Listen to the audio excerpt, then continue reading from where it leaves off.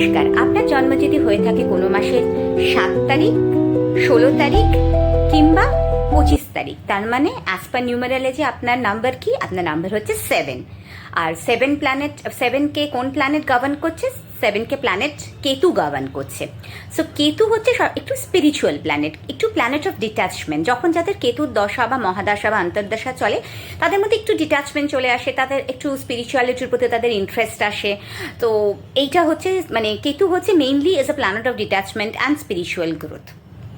আর আপনারা যারা govern by planet Ketu as per numerology, আপনার যেটা লাকি ক্রিস্টাল হবে সেটা হচ্ছে আপনি আপনার সাথে একটা মুনস্টোনের ব্রেসলেট রাখতে পারেন, কিংবা আপনি একটা 7 চাকরা ব্রেসলেটও পরতে পারেন। 7 চাকরা ব্রেসলেটটা আপনার জন্য খুবই মানে কি বলবো লাকি হবে, কারণ আপনার 7টা চাকরাকেই এটা হিল করবে এবং আপনার মধ্যে অনেক কারেজ আনবে, আপনাকে পিস দেবে, হ্যাপিনেস দেবে, আপনাকে অনেক সাকসেস দেবে এবং আপনার লাইফে যেটা গোল সেটা আপনাকে কিন্তু বুঝতে সাহায্য। অনেক সময় আমরা আমাদের গোল কি সেটা বুঝে উঠতে পারি না, তো আপনাকে আপনার গোলটা কিন্তু বুঝতে খুব সাহায্য করবে। তো আমি বলবো একটা 7 চাকরা ব্রেসলেট আপনারা অবশ্যই পরতে পারেন।